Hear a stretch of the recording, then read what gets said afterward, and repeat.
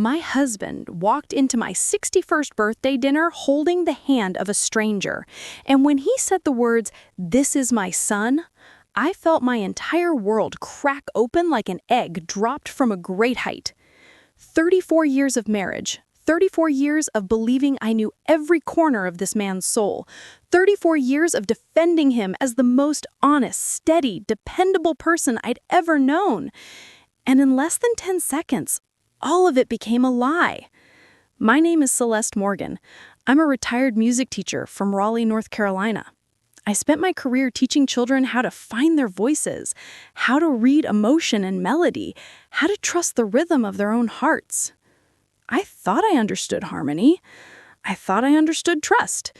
But on the night of my birthday, I learned that the man sleeping beside me for over 3 decades had been carrying a secret so heavy, so destructive, that when it finally surfaced, it didn't just hurt me.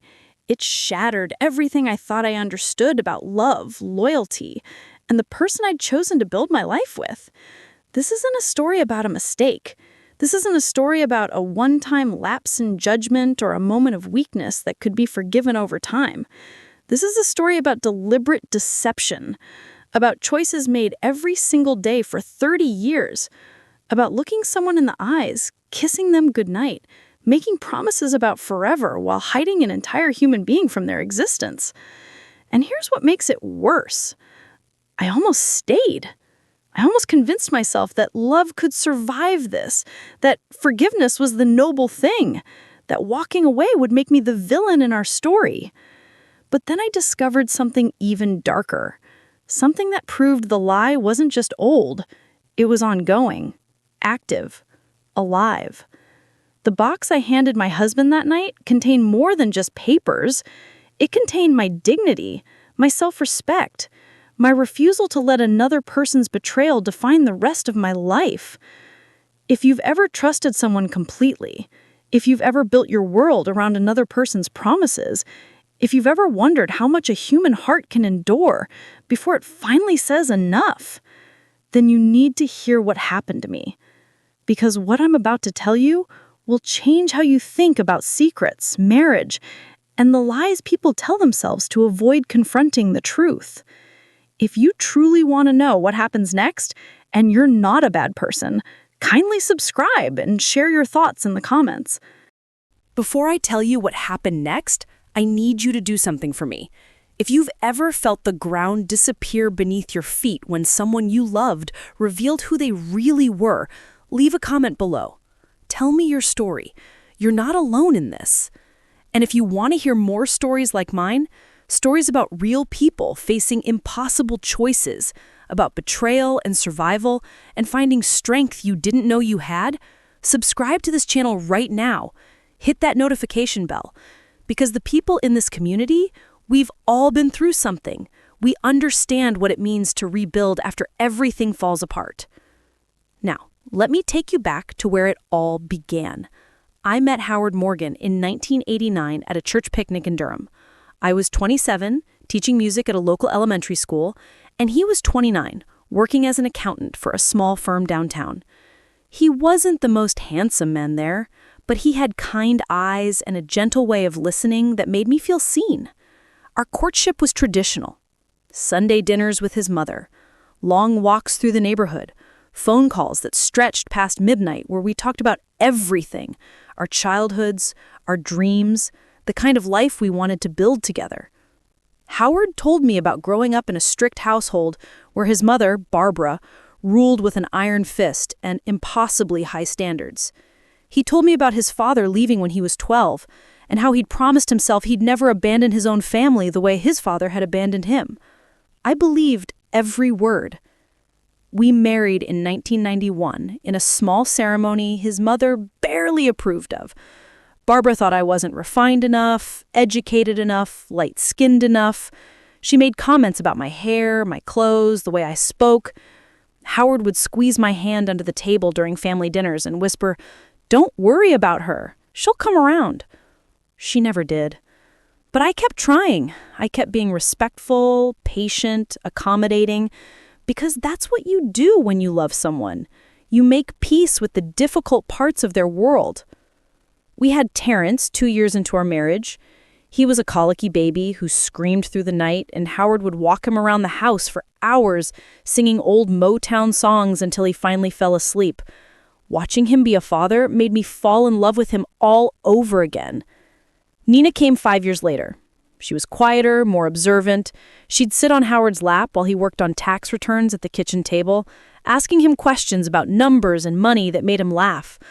We had struggles, like any couple. In 1997, Howard lost his job during a company restructuring.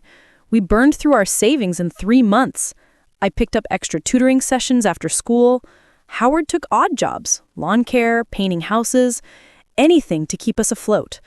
We fought about money, about pride, about whether he should take a job that paid less than what he thought he deserved. But we survived it, together.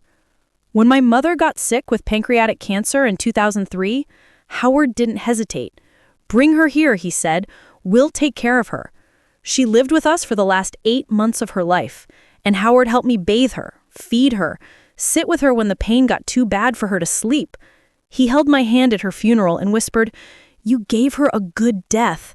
That's all any of us can ask for." These weren't small moments.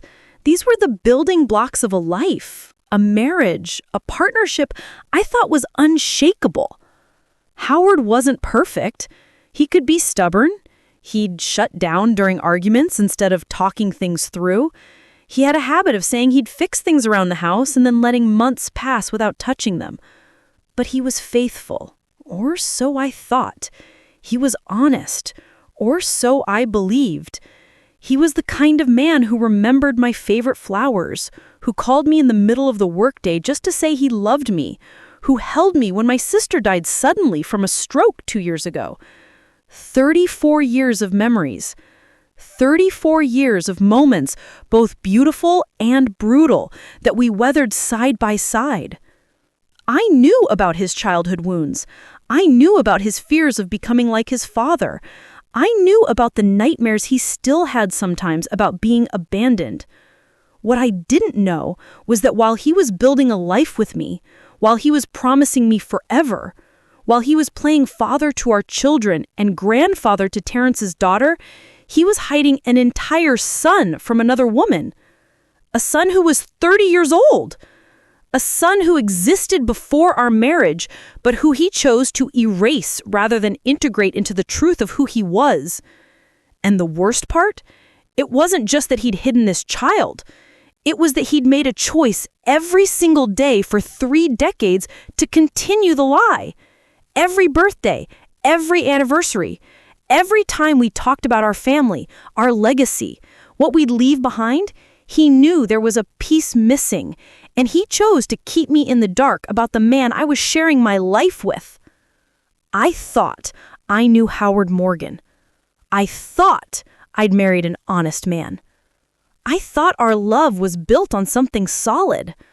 But on my 61st birthday, I learned that everything I thought I knew. The night before my birthday, I was in the kitchen making potato salad, the kind with the boiled eggs and relish that Howard always said reminded him of his grandmother's recipe. I was humming along to Aretha Franklin on the radio, wiping down counters, setting out the good dishes. Terrence had called earlier to say he couldn't make it. His daughter had a school play. "I'm sorry, Mom. I'll come by this weekend, I promise." Nina sent a text around 6. "Swamped at work. Can't get away. Love you. We'll call tomorrow." It stung a little, but I understood. They had their own lives, their own responsibilities. I wasn't the kind of mother who guilt-tripped her children for living their lives. Howard got home around 7. He walked in carrying his briefcase, and something about the way he moved felt off. His shoulders were tight. His face looked drained. "Long day?" I asked, kissing his cheek. "Yeah, just tired." He set his briefcase down and loosened his tie, but his hands were shaking slightly. I noticed, but didn't say anything. Sometimes Howard brought work stress home with him, and I'd learned over the years that pushing him to talk before he was ready only made him retreat further. We ate dinner in relative quiet. I talked about my plans for the next day, Maybe we'd go for a walk at the park or drive out to that little bookstore I loved. Howard nodded along, but his eyes were somewhere else. "You okay?" I finally asked. He looked at me then, really looked at me, and for a moment I saw something that scared me. It wasn't anger or frustration. It was fear. "I'm fine," he said quietly. "Just thinking about some things." "What things?" He shook his head. "Nothing important. I'll tell you tomorrow." That phrase, "I'll tell you tomorrow," it should have set off alarms in my head, but I let it go. That night, I fell asleep while he was still in the bathroom. When I woke up around 2 in the morning to use the restroom, I found him sitting on the edge of the bed in the dark, head in his hands. "Howard!" He jumped like I'd caught him doing something wrong. "Sorry, couldn't sleep." "Come back to bed." He did, but he didn't touch me. Usually he'd curl around me, his arm draped over my waist. That night, he stayed on his side, staring at the ceiling. I should have known then that something terrible was coming. I should have pushed harder, demanded answers, refused to let him hide behind vague promises of tomorrow. But I didn't. I trusted him. I trusted that whatever was bothering him, we'd face it together the way we always had. I had no idea that by the next evening, the man I thought I knew would become a stranger, and the life I thought we'd built would reveal itself as something else entirely, something fragile and false, and held together by lies I never saw coming. I woke up to the smell of bacon and coffee drifting up from the kitchen. For a moment, I smiled. Even after all these years, Howard still made me breakfast on my birthday. I pulled on my robe and padded downstairs. He was standing at the stove, flipping pancakes, his back to me. The morning light came through the window above the sink, catching the gray in his hair that seemed to have multiplied overnight. "Happy birthday, sweetheart." He turned and crossed the kitchen to kiss my forehead. His lips were warm, but his hands were cold when they touched my shoulders. "You didn't have to do all this," I said, looking at the spread he'd laid out.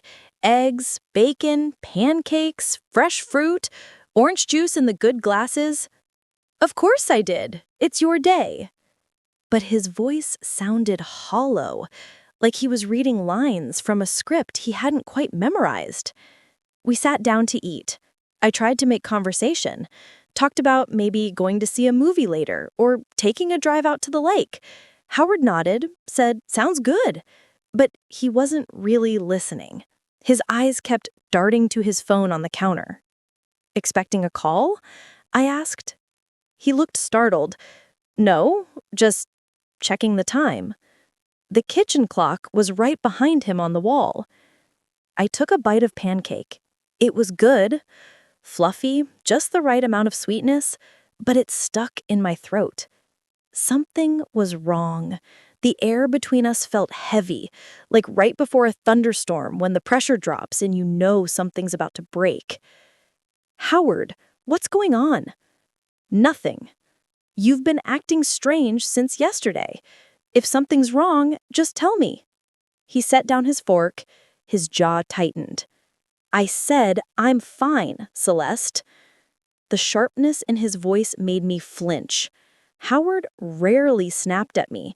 When we argued, he was the one who stayed calm, who talked things through in that measured, reasonable tone that sometimes made me feel like I was overreacting. "I'm sorry," he said quickly. "I didn't mean to. I'm just tired." But he wasn't tired. He was terrified. I could see it in the way his hands trembled when he picked up his coffee cup, in the way he couldn't hold eye contact for more than a few seconds. After breakfast, he disappeared into the garage, said he needed to work on something. When I went out an hour later to ask if he wanted lunch, I found him sitting on an overturned bucket, staring at nothing, his phone pressed to his ear.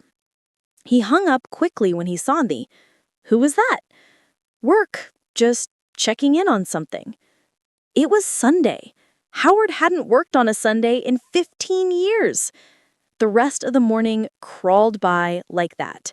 Him avoiding me, disappearing into different rooms, claiming he had errands to run, but never actually leaving the house. I tried to shake off the unease creeping up my spine, tried to convince myself I was being paranoid. By early afternoon, I'd given up trying to celebrate. I sat in the living room with the book I couldn't focus on, while Howard paced through the house like a man waiting for an execution. Around 5, he came into the living room and sat down across from me. His face was pale. "Celeste, I need to tell you something." My heart started pounding. "Okay?" He opened his mouth, closed it, stood up, sat back down. "Howard, you're scaring me. I need you to know that I love you. Whatever happens tonight, I need you to remember that I've always loved you." Before I could respond, the doorbell rang. Howard's face went white. I need to get that." He practically ran to the door, and that's when my entire life changed. I heard the door open, heard Howard's voice, low and strained, saying something I couldn't make out. Then footsteps, 2 sets, coming toward the living room. I stood up, smoothing down my blouse, expecting maybe a delivery person or a neighbor stopping by with birthday wishes. But the man who walked through our doorway wasn't a neighbor. He was tall, maybe 6'1", with brown skin a shade darker than Howard's. He wore jeans and a wrinkled button-down shirt, and he carried a small duffel bag that looked like it had seen better days. His eyes swept the room nervously before landing on me. And that's when I saw it. The jawline, strong, squared off at the edges, exactly like Howard's. The dimple in his left cheek that appeared even though he wasn't smiling. The slight gap between his 2 front teeth. The way he tilted his head when he was uncertain. That same gesture Howard made 1,000 times. My legs went weak. Howard stood frozen by the doorway, his face the color of ash. "Celeste," he said, and his voice cracked on my name. "This is Omar." The young man stepped forward slightly, and when he spoke, his voice was soft, almost apologetic. "Hello, ma'am." "Ma'am." Like I was a stranger in my own home. "Howard." My voice came out steadier than I felt. "Who is this?" Howard's hands were shaking so badly I could see them trembling from across the room. He looked at Omar, then at me, then at the floor. Howard swallowed hard. "He's my son." The words hung in the air like smoke. I waited for him to laugh, to say he was joking, to explain that this was some kind of misunderstanding. But he just stood there, eyes filling with tears, waiting for me to respond. "Your what?" "My son," Howard whispered. "He was born before we got married. I never told you because..." But I stopped hearing him. The words became noise, meaningless sounds coming from a mouth I thought I knew. My birthday cake was sitting on the kitchen counter. I'd baked myself yesterday. Lemon with cream cheese frosting, Howard's favorite, because our kids couldn't come and I thought maybe it would still feel special if I made something from scratch. The decorations I'd hung in the dining room, the candles I'd bought, the photo albums I'd pulled out earlier, thinking maybe we'd look through them together and remember all the good years. And here was a grown man standing in my living room, looking at me with Howard's eyes, carrying proof of a lie that stretched back longer than both our children had been alive. 30 years. He'd hidden a child for 30 years. I felt my chest tighten, felt the room start to tilt, and I grabbed the arm of the couch to steady myself. "Celeste, please sit down," Howard said, moving toward me. "Don't." The word came out sharp. "Don't touch me right now." He froze. Omar shifted uncomfortably, adjusting the strap of his bag. "I'm sorry. I know I didn't want to just show up like this, but How old are you?" I heard myself ask. 31. I'll be 32 in March. 31. Born before Howard and I even met. Before our wedding, before everything I thought was the beginning of our life together. "Does he know?" I looked at Howard. "Do Terrence and Nina know they have a brother?" Howard shook his head, tears streaming down his face now. No one knows. Just me and Denise. Denise. The name felt like broken glass in my mouth. A woman's whose name I'd heard exactly once in 34 years of marriage. A woman Howard mentioned in passing as someone he knew in college, someone he'd lost touch with, someone who didn't matter. Except she did matter. She mattered enough to create a life with him. She mattered enough to raise his child while I believed I was building a family with an honest man. Omar took another step forward, and I saw the regret written all over his young face. Ma'am, please, don't be angry at him. I showed up without warning. I have something I need to tell him. Howard's head snapped toward Omar. You said you just wanted to meet me. You said... I know what I said, Dad.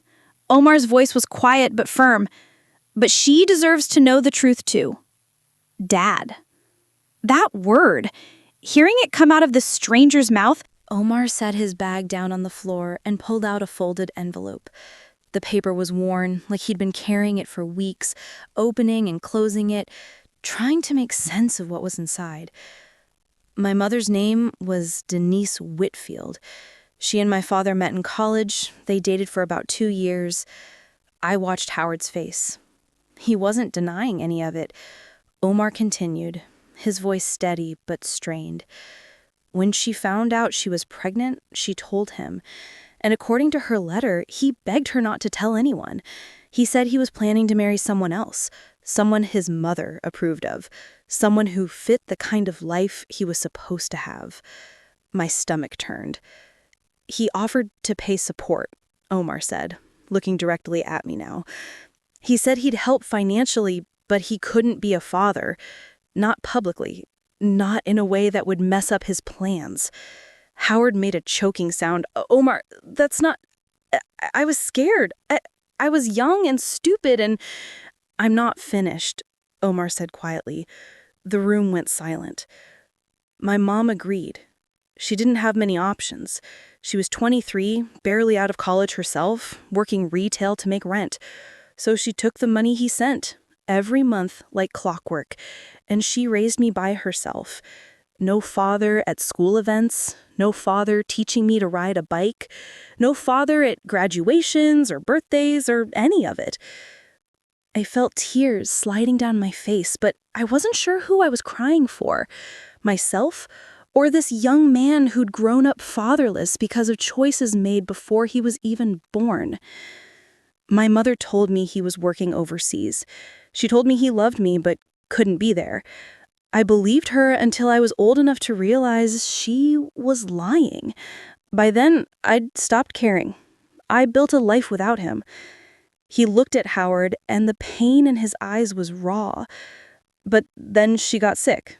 Pancreatic cancer. Same as your mother-in-law, apparently.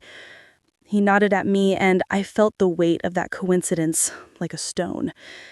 She went fast. 6 weeks from diagnosis to the end. His voice broke, and he took a moment to collect himself. Before she died, she gave me this letter. She said I deserved to know the truth. All of it. Not just about why he wasn't around, but about why she never pushed him to be. Howard took a step forward. Denise never told me she was sick. If I'd known, she didn't want you to know. Because you made it clear 30 years ago that you didn't want to be involved. And honestly, after reading her letter, I understand why she kept her distance. He handed me the envelope. Ma'am, I think you should read this, because it's not just about me or my mom or what happened back then. It's about what's been happening your entire marriage. My hands were shaking as I opened the letter. The handwriting was looping and feminine, written in blue ink that had started to fade in places. I read it once, then again, then a third time, because my brain couldn't process what I was seeing. Denise described everything: the pregnancy, Howard's panic, his mother Barbara's involvement, how Barbara had found out and threatened Denise, told her that if she tried to ruin Howard's life or his engagement to that nice girl from church, she'd make sure Denise never worked in the state again. Barbara had connections, money, influence, and she wielded it all like a weapon to protect her son's reputation. But that wasn't the worst part. The worst part was the dates. Denise detailed the times Howard came to see her over the years, not just in the beginning, when Omar was a baby and he was dropping off support checks, but later, years later, after Howard and I were married, after we had Terrence, after we'd supposedly built a life based on trust and commitment. There were dates from 1994, from 1998, from 2001. Visits where he'd show up at her apartment late at night, where they'd talk, where he'd meet Omar briefly. Awkward, painful encounters where a little boy tried to connect with a father who treated him like a secret. He'd been seeing them, not consistently, not enough to be a father in any real way, but enough to keep a foot in both worlds, enough to maintain contact with a woman I didn't even know existed. I looked up at Howard, and the expression on his face told me everything I needed to know. He didn't look surprised. He looked caught. You've been lying to me for 34 years.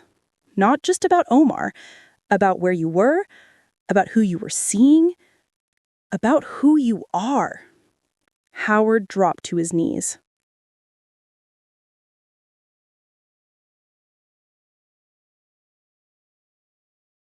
But there was more in the letter. I kept reading, and with every line, I felt the foundation of my marriage crumbling beneath me. Denise had written about Barbara in detail, about the kind of woman she was and what she'd done to keep Howard's secret buried. "Your mother-in-law came to see me 3 times," the letter read. "The first time was right after I told Howard I was pregnant. She showed up at my apartment without warning. She didn't knock gently. She pounded on the door until I opened it, and then she walked in like she owned the place." I could picture it. Barbara had that way about her, that commanding presence that made people shrink in her shadow. I'd felt it myself for years, felt the weight of her judgment every time I walked into her home, every time she corrected the way I spoke, or dressed, or raised my children. The letter continued. "She told me I wasn't good enough for her son, that I came from nothing, that I had no family name worth mentioning, that I was trying to trap him with a baby to secure a life I hadn't earned. She said Howard had a future, a real future with a respectable woman from a respectable family, and I wasn't going to ruin that." I felt sick, because I was that respectable woman. I was the one Barbara had barely approved of after months of scrutiny. And even then, she'd spent years reminding me I wasn't quite good enough, wasn't quite what she'd hoped for her son.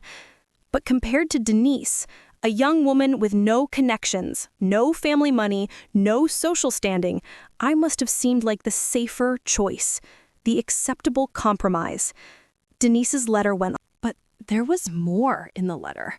I kept reading, and with every line, I felt the foundation of my marriage crumbling beneath me. Denise had written about Barbara in detail, about the kind of woman she was and what she'd done to keep Howard's secret buried. "Your mother-in-law came to see me 3 times, the letter read. The first time was right after I told Howard I was pregnant. She showed up at my apartment without warning. She didn't knock gently. She pounded on the door until I opened it. And then she walked in like she owned the place."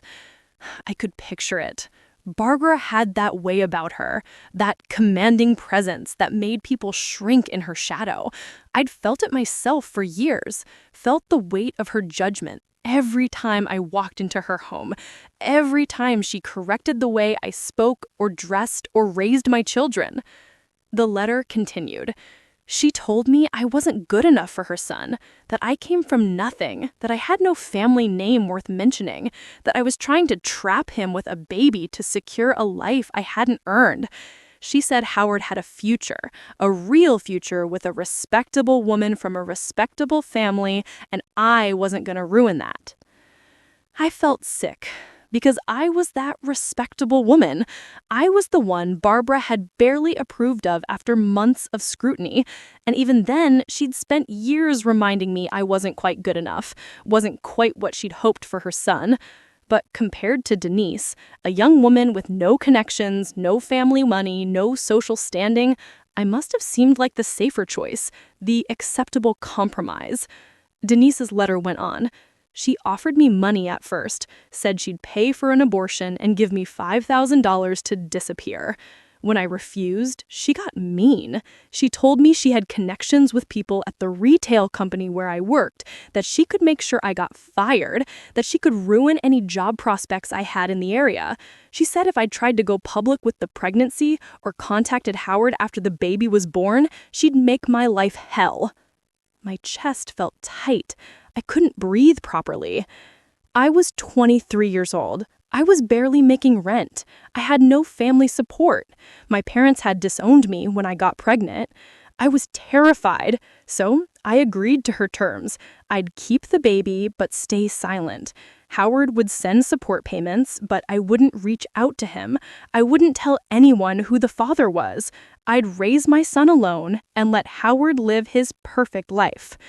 I looked at Howard, who was still on his knees, sobbing. "You let her do that?" I asked, my voice barely above a whisper. "You let your mother threaten a pregnant woman?" "I didn't know," he choked out.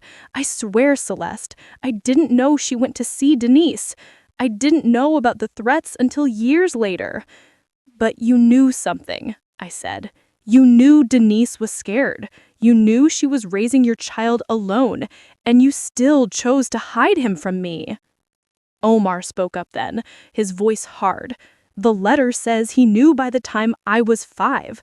Says my mom finally told him what his mother had done because she was struggling and needed more help. And you know what he did?" I looked at Omar. "He increased the support payments, sent her an extra $200 a month, but he didn't stand up to his mother, didn't tell you the truth, didn't bring me into his life in any real way. He just threw more money at the problem and hoped it would stay buried." Howard was shaking his head. "I wanted to tell you. God, Celeste, I wanted to so many times. But by then we had Terrence, and I thought if you knew, you'd leave. I thought I'd lose everything." "So you chose yourself," I said quietly. "Every single day for 30 years, you chose to protect yourself instead of giving me the truth."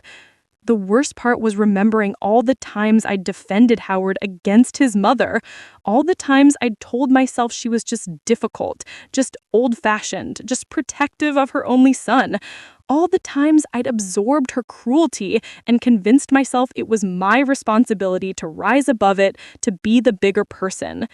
She hadn't been protective. She had been calculating, manipulative. She had orchestrated this entire mess, not out of love for Howard, but out of obsession with image, with status, with control. And Howard had let her. He'd let her bully a young woman into silence. He let her dictate who deserved to be part of his life and who didn't. He spent our entire marriage prioritizing his mother's approval and his own comfort over honesty, over integrity, over the basic respect I deserved as his wife. I stood up, my legs unsteady beneath me. "I need to leave. I need to get out of this house." Howard scrambled to his feet. "Celeste, please, we can work through this. We can work through this?" I laughed, but it came out bitter and broken. "Howard, you didn't just lie about one thing. You built our entire marriage on lies."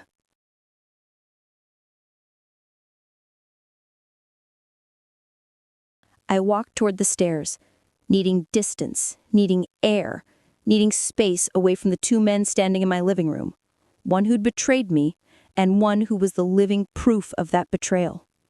Howard followed me. "Celeste, wait! Please, just wait!" I whirled around on the landing, and the force of my anger surprised even me. "Wait? You want me to wait?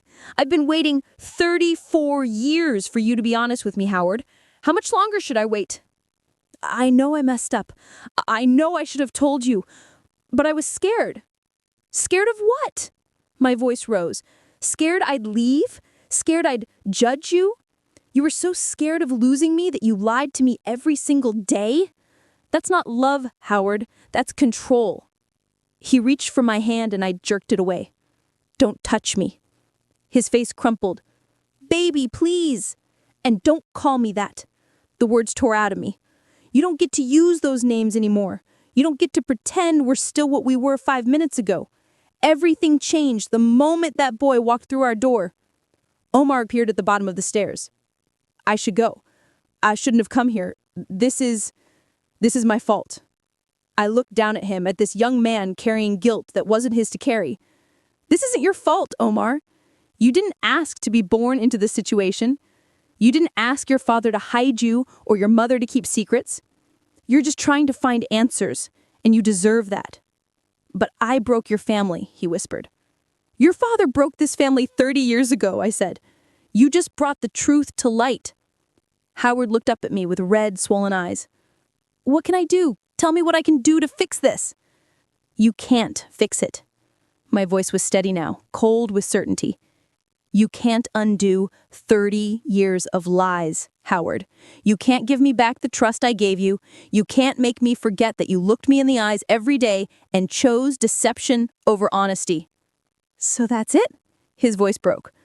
34 years of marriage and you're just done? You were done the moment you decided keeping your secret was more important than respecting me. I started back down the stairs, moving past him. I'm leaving. I'm going to my sister's house. I need time to think without you in my face begging for forgiveness you haven't earned. Celeste? And I want you to think about something while I'm gone. Think about all the times I defended you to other people. All the times I told my friends and family what a good man you were. How honest, how trustworthy, how lucky I was to have someone so dependable. My voice cracked. I stood up for you, Howard. When your mother treated me like I wasn't good enough, I stood up for you. When you lost your job and people whispered about you not providing, I stood up for you. When my own sister warned me you seemed too perfect, I told her she was wrong. Tears streamed down my face now. I made you the hero of our story, and the whole time you knew you were lying to me. You let me build my entire life on a foundation that didn't exist. Howard was sobbing openly now, his shoulders shaking. I'm so sorry. I'm so sorry. I know you are, I said quietly. But sorry doesn't change what you did. Sorry doesn't give me back the years I spent believing I knew you. I grabbed my purse from the hall table and my keys from the hook by the door. Omar stepped aside to let me pass. Mrs. Morgan, It's okay, I told him gently. None of this is your fault. If you need somewhere to stay, there are hotels on Main Street. Don't let him make you feel guilty for existing. I opened the front door and stepped out into the evening air. Behind me, I could hear Howard calling my name, but I didn't turn around. I got in my car, started the engine, and drove away from the house I'd called home for over 3 decades. And I didn't look back.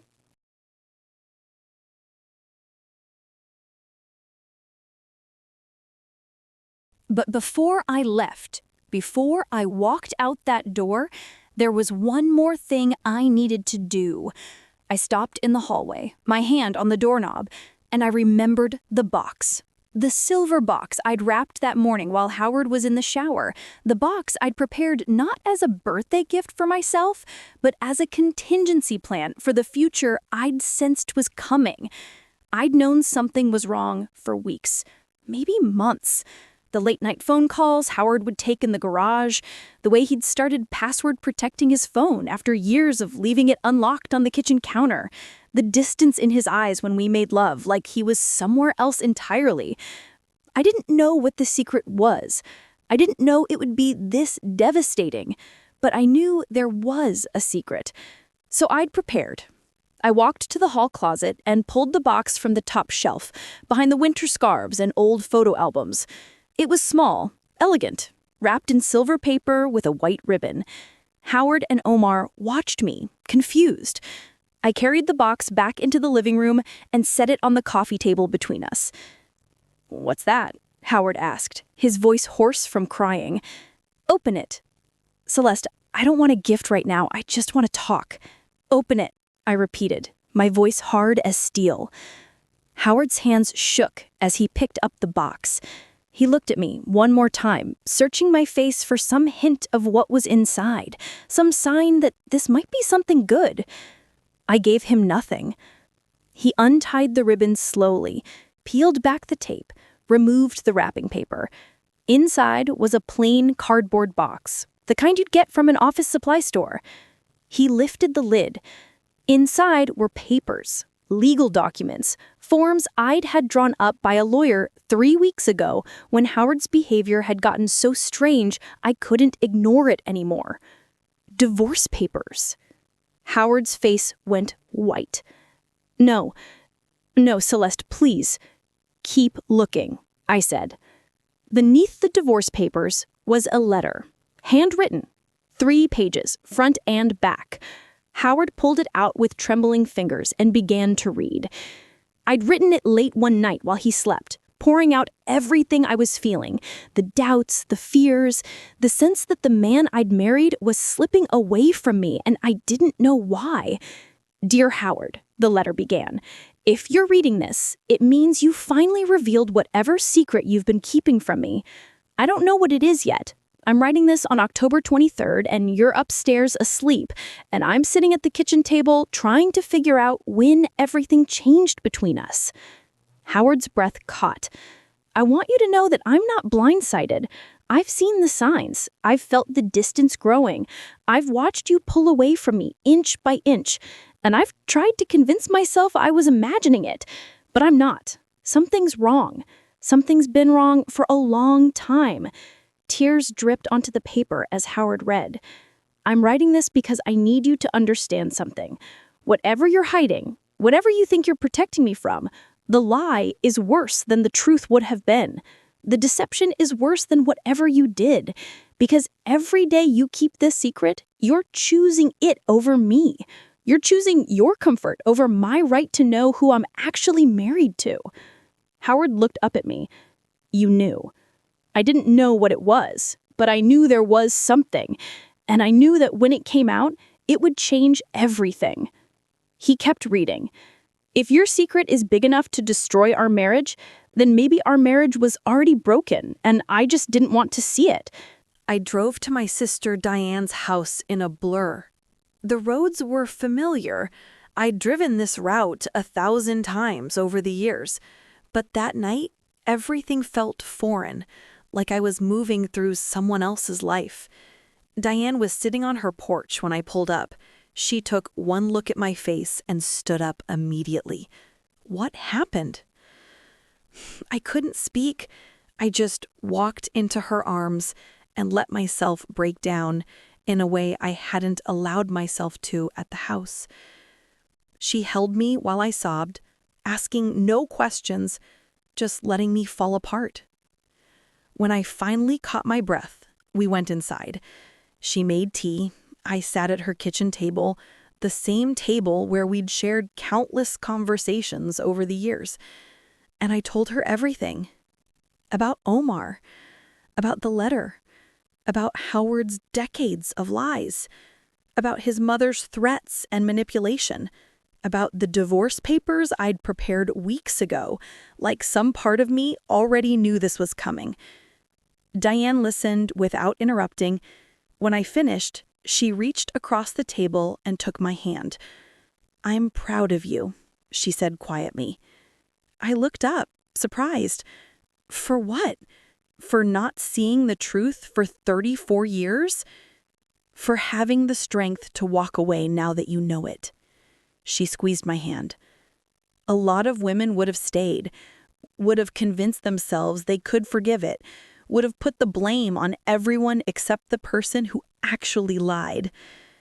I almost did stay, I admitted. For about 5 seconds, when I saw how destroyed Howard looked, I thought maybe I could, but you didn't. Diane's voice was firm. You chose yourself. That takes courage. I stayed at her house that night, sleeping in the guest room that still had the same floral wallpaper from when we were kids visiting our grandmother. I didn't sleep much. Every time I closed my eyes, I saw Omar's face, Howard's face, reflected back in a stranger. Around 3 in the morning, my phone buzzed. It was Howard. "Please come home. Please. I can't do this without you. I'll tell you everything. I'll answer every question. Just please don't leave me." I turned my phone off and stared at the ceiling. The man I'd loved for over 30 years was begging me to come back. And for the first time in our marriage, I didn't care what he needed. I only cared about what I needed. And what I needed was the truth. All of it. Before I could even begin to think about whether forgiveness was possible. But I had a feeling that when the whole truth came out, forgiveness wouldn't even be an option. Omar called me 6 days later. I was still at Diane's house, still trying to process everything that had happened. Howard had called 17 times, sent 43 text messages, left voicemails where he cried so hard I could barely understand what he was saying. I hadn't responded to any of them. But when I saw Omar's name on my phone, I answered. "Mrs. Morgan?" His voice sounded strained. "I need to tell you something I didn't say before." My stomach dropped. "What is it?" He took a shaky breath. "That letter from my mom? There was another page. I didn't show it to you because I thought maybe you didn't need to know, but I can't live with keeping it from you. Not after seeing what my dad's secrets did to you." "Tell me." The letter said that my dad and my mom, that they didn't just see each other when I was a baby. They kept seeing each other. For years. The room tilted. "What do you mean, kept seeing each other?" "They had an affair. On and off for almost 10 years. From the time I was born until I was about 9 or 10. My mom wrote that she kept hoping he'd leave you, that he'd choose us. But he never did. He'd show up at our apartment, tell her he loved her, spend time with us like we were a real family, and then he'd go back home to you." I couldn't breathe. My lungs felt like they'd stopped working. She said the last time she saw him was in 2001. She finally told him she couldn't do it anymore, that it was destroying her. She gave him an ultimatum: be a real father to me and a real partner to her, or stay away completely. "And he chose to stay away," I whispered. "Yeah." Omar's voice cracked. "He chose you, but not because he was being faithful. He chose you because it was easier, because leaving would have meant admitting what he'd done, because staying meant he could keep pretending to be the man you thought he was." I felt something inside me shatter completely. It wasn't just the betrayal of hiding a child. It wasn't just the lies spanning 30 years. It was knowing that while I was building a life with him, while I was raising our children, caring for my dying mother, standing by him through job losses and family struggles, he was maintaining a second life with another woman. "There's more," Omar said quietly. "My mom wrote that she thinks there might have been others, that your husband had a pattern, that he couldn't help himself." I hung up the phone. I sat there in Diane's guest room, staring at nothing, feeling nothing, and then I picked up my phone and sent Howard a single text message. "Don't contact me again. My lawyer will be in touch." I didn't wait for his response. I blocked his number. The man I thought I'd married was gone. Maybe he never existed at all.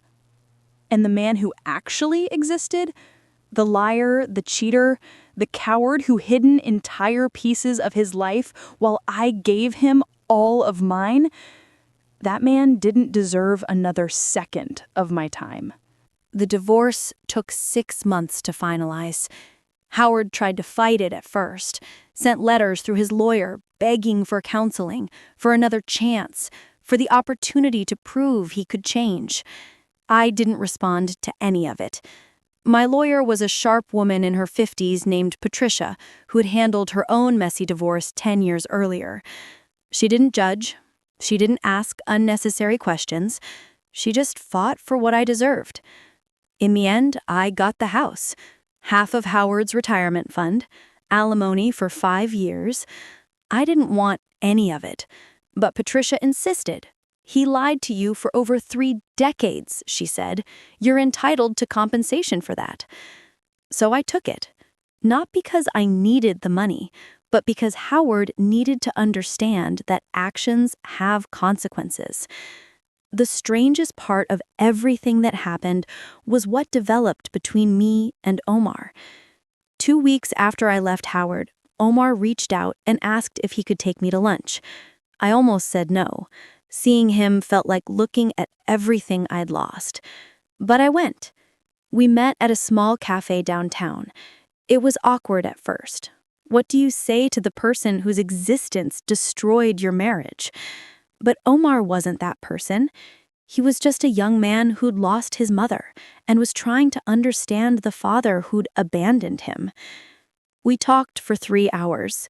He told me about growing up without Howard, about the anger he'd carried for years, about how his mother had protected Howard even as she struggled to raise a child alone.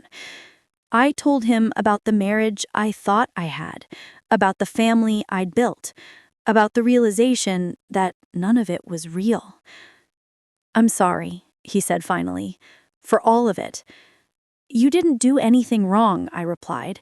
"Your father did, and your grandmother, but not you."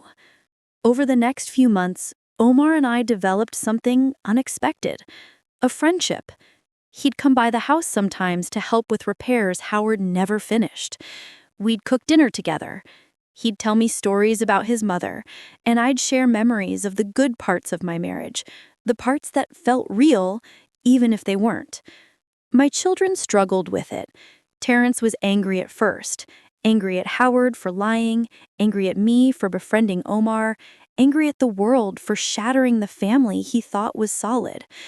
Nina was quieter about it, but I could see the hurt in her eyes every time Omar's name came up. "He's your brother," I told them both. "He didn't choose this any more than you did, and he deserves to know his family." Eventually, they came around. Slowly, carefully. We were building something new from the wreckage of what Howard destroyed. I'm 72 now. It's been 11 years since that birthday when my world fell apart. Howard remarried 3 years after our divorce. I heard through mutual friends that he's living in Florida with a woman he met at a church retreat. I don't know if he's told her about Omar. I don't know if he's told her about the lies he built his first marriage on. Honestly, I don't care. What I learned through all of this is something I wish I'd understood earlier. Love cannot survive in the shadow of deception. You can forgive mistakes. You can work through challenges. You can rebuild after hardship. But you cannot build a real relationship on lies that span decades. The deepest betrayal wasn't that Howard had a child before we married. People have complicated pasts. I could have understood that if he'd been honest from the beginning. The betrayal was the choice he made every single day to hide the truth, to let me believe I knew him when I didn't, to let me defend him, trust him, build my entire life around him while he maintained secrets that would destroy everything if they ever came to light. Some people tell me I should have tried harder to forgive him, that 34 years of marriage deserved more than 6 months before I walked away. But those people don't understand.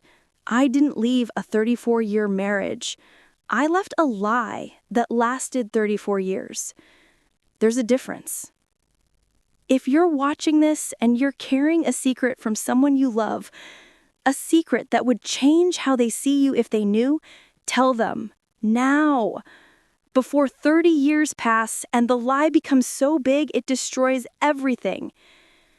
And if you're the person who just discovered you've been lied to, the person trying to figure out if love is enough to overcome betrayal, I need you to hear this. You deserve truth. You deserve respect. You deserve a partner who chooses honesty over comfort. Don't settle for anything less. Now, I want to hear from you. Drop a comment below and tell me, could you have forgiven Howard, or would you have walked away like I did? And don't forget to subscribe, because there are more stories coming that will challenge everything you thought you knew about love, loyalty, and the secrets people keep.